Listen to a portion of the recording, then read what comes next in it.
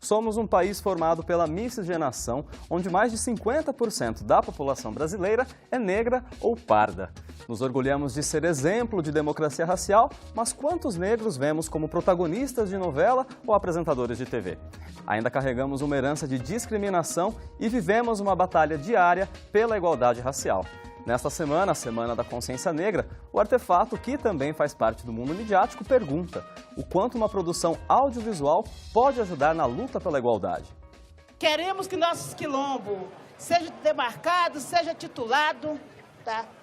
Porque nós fizemos o Brasil. Fizemos um belíssimo Brasil. Todas as riquezas desse Brasil foi passado pela mão de nós. Foi sangue nosso, foi construído de nós. Olá, começa agora mais um Artefato e no programa de hoje nós vamos falar sobre o papel da produção audiovisual no combate ao preconceito.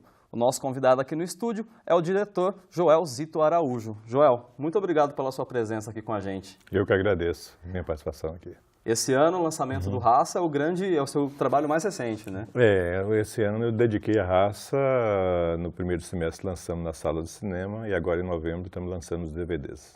Bom, então vamos aproveitar e conhecer um pouco mais sobre o Joel.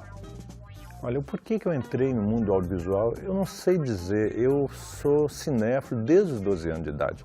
Eu tinha um diário, aqueles diários de adolescente, e que ficou perdido, eu encontrei ele 20 anos depois. Ele não tinha nenhuma revelação pessoal, ele só tinha assim, ontem eu vi tal filme, antes de ontem eu vi tal filme, etc, etc.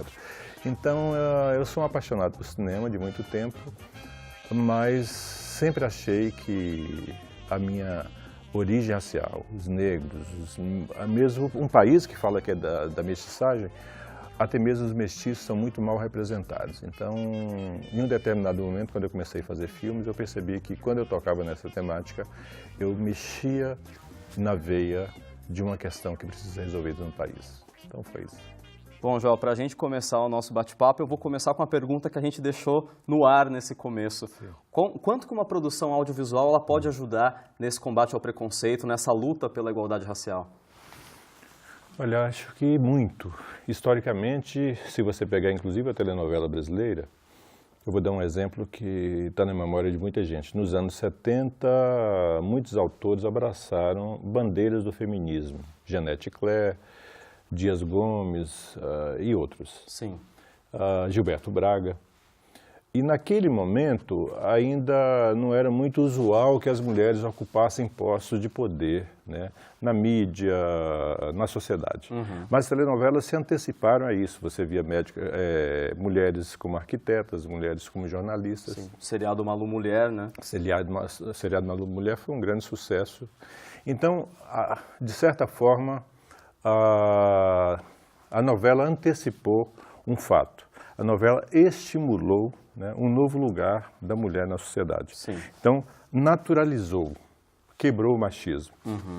Então, à medida que a televisão, à medida que as mídias trabalham nisso, ela vai naturalizar coisas, quebrar, digamos, heranças conservadoras, heranças discriminatórias. Né?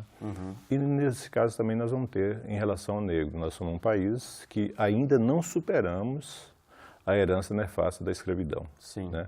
No nosso imaginário é muito, essa é a minha crítica, é muito colonizado. Né? Nós somos um país que acreditamos que existe uma raça que é bonita e uma outra raça que é feia, sabe? Existe determinadas características que dá direito, que faz com que uma pessoa tenha direito ao reino dos céus. Né? E o outro que é uma delas, ser né? branco é uma delas, especialmente se for louro dos olhos azuis, então esse está no topo da fila e da pirâmide para entrar no reino dos céus. Se ela for negra, se tiver o cabelo que nós chamamos, olha só, de ruim, né? Se tiver o nariz, que nós já descrevemos como nariz de batata. Se for negona, essa aí está destinada aos infernos aqui da terra mesmo, né? Sim. Então, eu acho que essa que essa visão que o brasileiro tem é uma visão que vem do tempo de colônia, né? Não é uma visão que todos os países têm de si mesmo. Sim. Né? Então, para nós termos uma visão correta que é de que a beleza não é um atributo de nenhuma raça. Você tem brancos bonitos, você tem brancos feios, você tem negros bonitos, negros feios, japoneses bonitos, japoneses feios. Né? Então, para nós termos uma visão de diversidade humana, né? De ver que todos os seres humanos podem ser bons, podem ser maus, podem ser bonitos, podem ser feios, podem ser inteligentes, podem ser burros. Né? E valorizarmos isso, a televisão, especialmente, cumpre um papel muito grande. Até aproveitando que você citou a novela, vamos puxar ela como exemplo até. Sim. A gente conta, não consegue encher em uma mão os casos de personagens protagonistas negros, né? A gente tem Chica da Silva na TV Manchete na década de 90. Que foi a primeira. Que foi a primeira, Thaís Araújo. Isso. Em 2004 a gente teve Da Cor do Pecado de novo, a Thaís Araújo, que foi a primeira da Rede Globo. Depois, a Thaís é a campeã desse é a campeã de protagonistas negras. Depois a Thaís Araújo de novo com Viver a Vida e a Sharon Menezes em Aquele Beijo do Miguel Falabella. Então a gente tem 4 protagonistas negras na história da novela. E temos agora essa novela Lado a Lado, em que Lázaro e a Camila Pitanga, né, fizeram, que aliás foi uma novela, assim, foi a primeira novela que me emocionou na questão racial, porque eles conseguiram equilibrar um casal de protagonistas brancos e um casal de protagonistas negros. Sim. Né? Então isso aí deu uma coisa muito bonita na novela. Sim. Mas então, até inserindo esse exemplo, a gente enche uma mão com os casos de protagonistas negros em 50 anos de telenovela. Somente uma mão. Qual que é o efeito dessa ausência do negro na mídia, nesses papéis de destaque, por exemplo? Eles poderiam ajudar a combater esse preconceito, a naturalizar essa visão? Claro que poderia ajudar. Mas eu vou falar do efeito negativo, que eu acho que é muito grave, que todo mundo tem que ter consciência. E, de certa forma, eu sou um militante por uma nova televisão, por uma nova imagem do país sobre si mesmo. Imagina um jovem negro que desde quando nasce é cercado por bonecas brancas, quando vai à igreja por anjinhos com os olhos azuis e com cabelo louro, por Jesus Cristo com os olhos azuis e cabelo louro. Todo mundo sabe que Jesus Cristo vem de uma região que as pessoas não eram assim, né? É cercado por livros escolares, que só tem a criança branca. Quando aparece a criança negra, aparece isolada, sozinha, como um menino de rua. Né? É cercada pela indústria da moda ou a indústria do comercial, né? Do consumo, em que as famílias brancas, ou o homem branco com o carro e a mulher loura, sabe? Quer dizer, é reforçada a ideia de que ser branco... para se ter uma boa condição de vida tem que ser branco. O sucesso é branco. Né? O sucesso é branco. Quando vê as telenovelas, vai encontrar atores negros fazendo papel de escravos, de marginais, de bandidos, ou de subalternos na sociedade. Então, não tem nenhum problema você ser empregada doméstica, você ser jardineiro, mas quando todos os papéis reservados a você, tá, só te mostra nessa condição, isso emite um sentido. Sim, você limita a visão, né? Você limita a visão, Né? Quer dizer, e tem muita gente no Brasil com essa visão limitada. É muita gente que acha, por exemplo, agora, em relação aos médicos cubanos, né? Quando chegaram aqueles médicos negros, foi um choque. Sim. Né? Foi um choque. Né? Nós não estamos acostumados a ter médicos negros. Então, esse tipo de imagem reiterada, vinda de várias origens, né, provoca, né, uma baixa estima muito grande nos jovens negros. Você sabe que é muito comum, né, pessoas de origem negra, né, que têm uma vergonha de ser negro, que não gostam de ser chamados de negros. Mesmo no censo não responde que é negro, por exemplo. Teve um censo há uns 10, 12 anos atrás, né, não sei quando, mas foi na década de 90, na verdade, na última década do século XX, em que apareceu mais de 100 autodefinições de cor entre os brasileiros, tentando escapar da negritude. E com coisas ridículas do tipo, tinha gente que se autodefinia como cor de burro quando foge. Que absurdo. 6,5.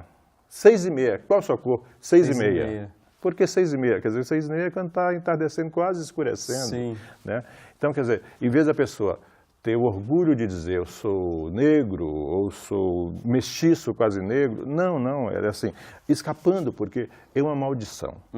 Né? Para nós, não só brasileiros, da América Latina, a nossa condição de ter origem não branca, né? Sejamos de origem negra ou indígena, parece uma maldição na sociedade. Então você tem famílias que foi incutido muito fortemente essa ideia de que, olha, se nós queremos melhorar de vida nossas futuras gerações, nós temos de branquear. Eu tenho que casar com um homem branco, eu tenho que casar com uma mulher branca, etc. Então isso é muito grave, especialmente para um país que a maioria da população é negra. Então a televisão tem um papel fundamental nisso. Obviamente não só a televisão, né? A escola também tem, até mesmo a igreja, como eu citei aqui agora, tem. Então, quer dizer, nós temos muitos setores que têm de se conscientizar e mudar. Sim. Bom, a gente vai para um rápido intervalo, então, e no próximo bloco a gente começa a conversar sobre a obra do Joel no cinema. Então, continue com a gente.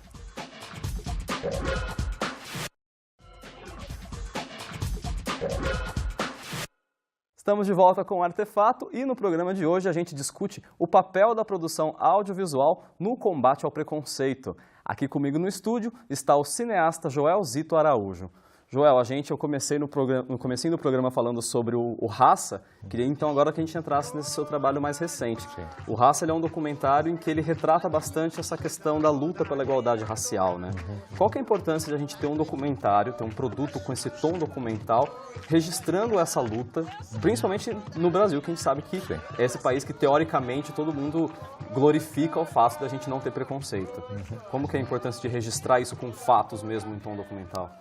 Pois é, você toca uma coisa que eu acho que é uma característica do Brasil, um dos orgulhos do Brasil é de ser o país da democracia racial. Assim como os Estados Unidos, eu gosto de dizer que é o país da igualdade, da liberdade, da igualdade de oportunidades, né?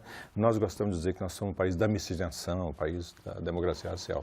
Ou seja, nós, pelo menos positivamente, temos esse ideal, né? O que é muito positivo. Mas enfatizar isso apaga a realidade, né? Sim. Quer dizer, nós somos um país em que, como já discutimos no bloco anterior, a presença de negros e de mestiços, né, em postos de poder na sociedade é muito pequena ainda, não é igual, não se compara com isso. Então, o Raça, ele é um filme em que é a minha primeira co-direção, com uma norte-americana chamada Miga Milan, que inclusive ganhou um Oscar há uns 4 anos atrás, com um documentário que ela fez na Índia sobre crianças com lábio leporino. Isso tem muito a ver aqui com Bauru, né? Por causa do centrinho também. Isso, exatamente. Então, a Miga, que é uma amiga minha desde os anos 90, ela, lá por volta de 2004, ela falou, Joel, vocês estão vivendo um momento muito interessante. Finalmente o Brasil está começando a debater que existe o problema do racismo e que tem que ter medidas. Foi quando começou as políticas de ação afirmativa. Foi quando começou a discutir, tirando debaixo do tapete. Foi quando a sociedade começou a discutir a questão de cotas, né? Começou a discutir a questão de terras quilombolas e por aí afora. Ela diz, você não pensou em fazer um filme para registrar esse momento novo no Brasil? Eu falei, amiga, eu não pensei não. Eu falei, vamos fazer? Eu falei, vamos. Agora eu pensei. Agora vamos fazer. Aí surgiu a ideia da gente fazer junto e nós captamos dinheiro, especialmente nos Estados Unidos. O filme é feito com 80% de dinheiro captado lá, né? Bem, então qual foi a intenção do filme? A intenção do filme foi pegar esse momento novo. Eu acho que a gente está dando uma virada. A gente está finalmente enfrentando né, o nosso racismo que estava debaixo do tapete, conforme você disse, né? Então o filme, como que ele tenta captar isso? Nós resolvemos seguir 3 personagens. O senador Paulo Paim, que foi o campeão da luta pelo Estatuto da Igualdade Racial no Congresso, e eu há muito tempo sonhava de pegar os bastidores do Congresso. Então, um filme que não fosse um filme de jornalismo, um filme de entrevista, um filme que você pegasse as negociações que um político tem de fazer para aprovar uma lei e por aí afora. Então, é isso que nós fazemos com o senador Paulo Paim. Naquele período, o cantor e empresário Netinho de Paula estava criando uma televisão chamada TV da Gente. Então, resolvemos acompanhar a criação dessa televisão. E já que esses dois personagens, eles, do ponto de vista da população negra, eles são muito específicos, eles são classe média alta, a gente queria uma pessoa do povo. Sim. Né? E queríamos também acompanhar a luta quilombola. Então nós escolhemos como personagem uma mulher do norte do Espírito Santo chamada Dona Miúda, que é uma liderança local, ela não é uma liderança nacional, ela não tem um discurso político pronto na boca, né? Mas luta pelas tradições, pela terra, etc, etc. Então nós acompanhamos essas pessoas por quase 5 anos. Sim. Então é um filme de cinema direto, é um filme de acompanhamento. Né? E passamos um ano montando, que a gente tinha mais de 200 horas de gravação. Então foi fascinante essa jornada. Né? Até o que eu queria te perguntar, aproveitando que você citou que o projeto levou 5 anos de confecção. Sim. Por que esse tempo tão longo? Era até um tempo que se demanda para que você consiga acompanhar esse processo de luta como um todo, para esperar, não pegar as coisas no calor do momento até? Não, eu acho que o cinema direto, o método cinema direto, que é um tipo de documentário em que não tem narrador off, que não tem entrevistas, né? A facilidade da entrevista. A entrevista resume muito. Aqui você, nesse programa, em 24 minutos, você faz um pequeno retrospecto da minha carreira, etc, etc. No cinema direto, não. Eu sou obrigado a acompanhar a sua vida para captar esse tipo de coisa. Sim. E a pretensão do cinema direto é de ter um pouco de verdade naquilo. Toda vez que eu coloco uma câmera em cima de você, você vai estar consciente da existência da câmera. Para você se soltar e se comportar de forma original e de forma como você se comportaria sem a câmera, depende de muito tempo de acompanhamento. Sim. Né? Bimbi, no próximo bloco a gente vai abrir com jornalismo, manchetes e Patrícia Liberato, tá? Olá, boa noite. Começa agora pela TV da Gente, Especial Notícias. Hoje destacando a vida do imigrante africano que vive... Pegando como até a gente problematizando um ponto que o filme toca, até esse exemplo do Netinho que você comentou, dele estar criando um canal de TV voltado para a comunidade negra, para os assuntos negros, é até uma alternativa que a gente vê em vários momentos históricos. Por exemplo, a Motown nos Estados Unidos foi criada para ser uma gravadora para dar vazão a esse tipo de produção. Bill Cosby, por exemplo, foi fazer seriado nos Estados Unidos também porque não se via retratado nos outros meios. É um jeito válido criar esse mercado alternativo, paralelo, para poder dar vazão? Ou a gente teria que lutar para que ele fosse inserido Eu sou a favor de lutar para que ele seja inserido. Né? Eu acho que o mercado paralelo é uma forma de treino, de preparar profissionais. Né? Porque, se você olhar os Estados Unidos hoje, você sabia que os Estados Unidos só tem 13% de população negra? Não. Pois é. A sua impressão é que nos Estados Unidos metade da população norte-americana é negra. Não, quer dizer, a política de ações afirmativas, inclusive a associação entre lideranças políticas com artistas, né, fez com que eles conquistassem esses espaços. Né? Então, hoje, para você ter um Denzel Washington, que é um campeão de bilheteria, que todo mundo vai ver o filme Denzel Washington. Aqui pode ter uma pessoa me vendo aqui agora que nem gosta muito desses assuntos assim, mas fala, pô, mas Denzel Washington, eu adoro, eu não perco um filme desse negão, tá? Entendeu? Então, para a indústria obter um ator dessa qualidade, quer dizer, muitos jovens negros buscaram o posto que chegou ao Denzel e chegou a tantos outros negros nos Estados Unidos. Mas, quer dizer, você tem que estimular a formação e você tem que brigar para que a indústria audiovisual incorpore aqueles profissionais. E entre eles vai ter alguns destaques, algumas pessoas carismáticas, como é o caso do Lázaro Ramos. Então, quer dizer, o alternativo serve para isso. Agora, acho que a política tem que ser a política de inserção. Né? O branco tem de deixar de ser o modelo da humanidade. Se você quer retratar qualquer coisa que não precisa de falar de raça, você coloca o branco. Mas o negro só entra para fazer o papel de subalterno? Está errado. Então, quer dizer, nós temos de quebrar esse estereótipo negativo que nós temos. Né? Que nós temos de saber tratar negros, brancos, índios, libaneses, japoneses, sei lá o quê. Né? Com a mesma igualdade. Com a mesma igualdade. Bom, a gente vai então agora para um rápido intervalo e no próximo bloco a gente continua o bate-papo aqui com o Joel Zito Araújo. Continue com a gente.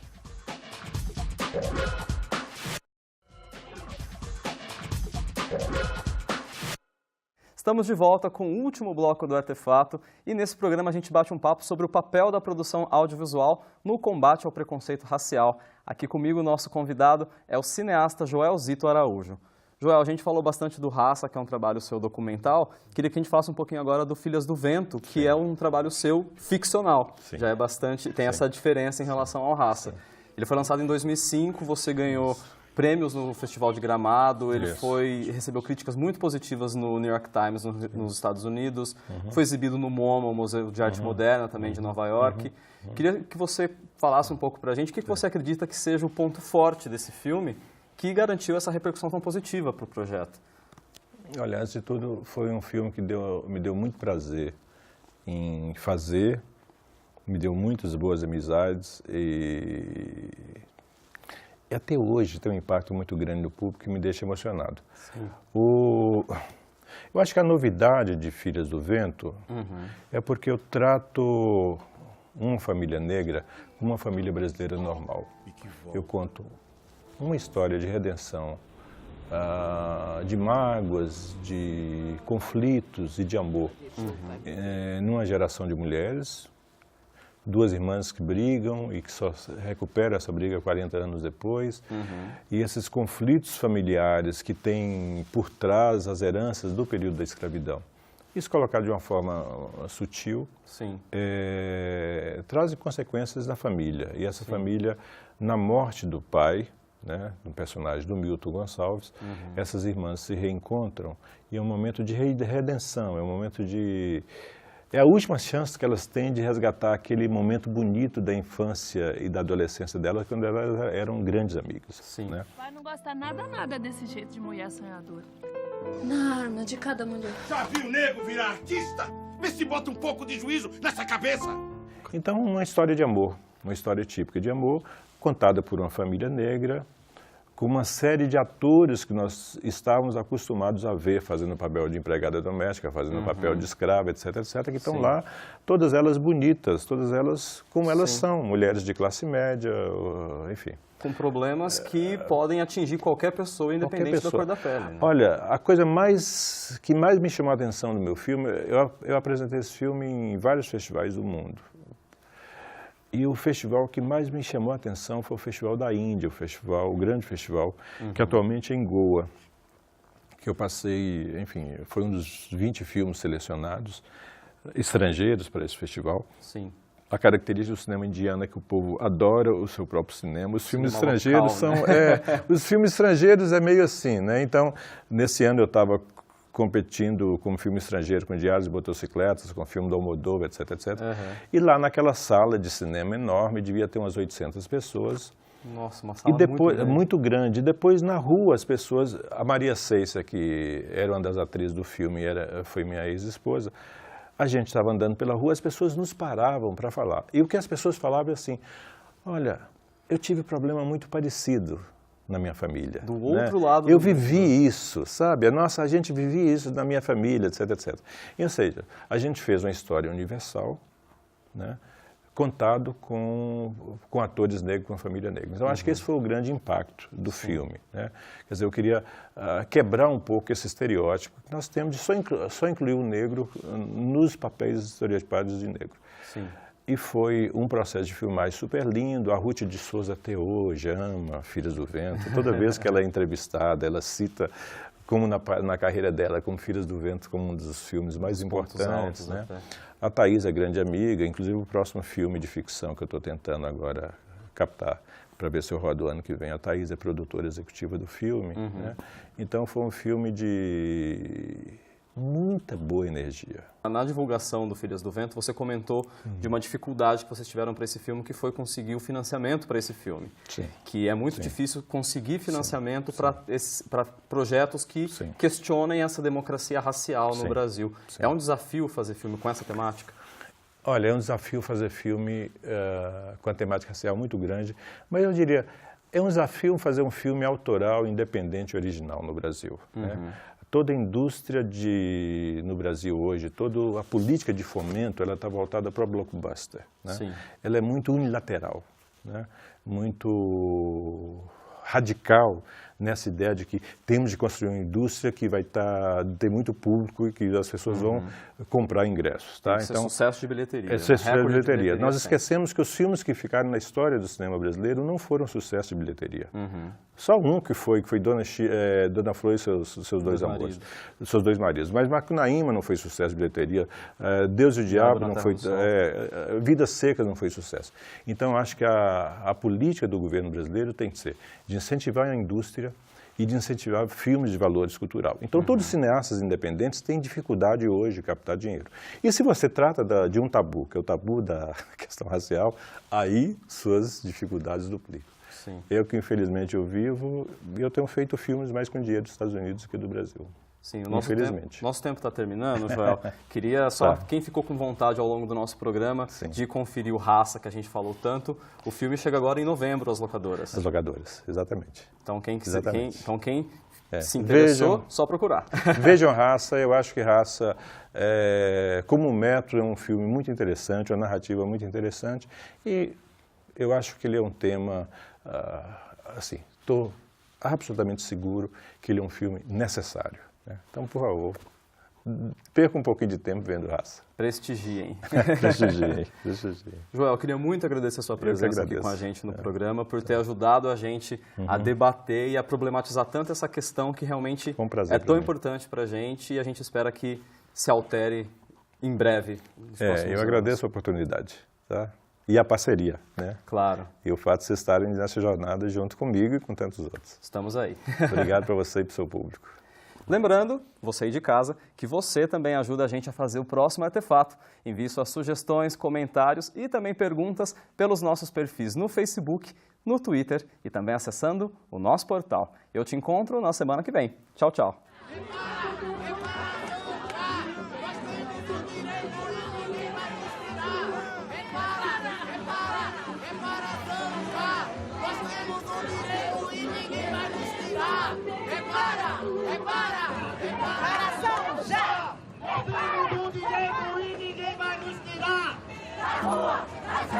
Quem disse que sumiu? Aqui estão presentes os quilombolas do Brasil. Na rua, na terra, quem disse que sumiu?